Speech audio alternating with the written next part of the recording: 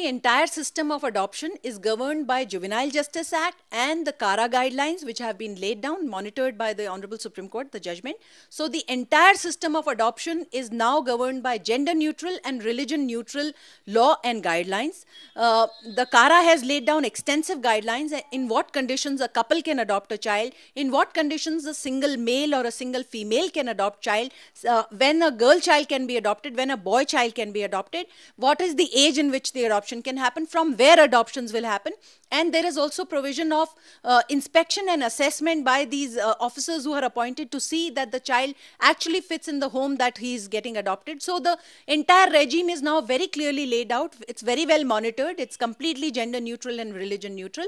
Prior to this regime, we were governed by personal laws, because this is one of the issues that falls in personal laws, and this was available only in the Hindu law for adoption under the Hindu Adoption and Maintenance Act. For other religions, there was no procedure for adoption.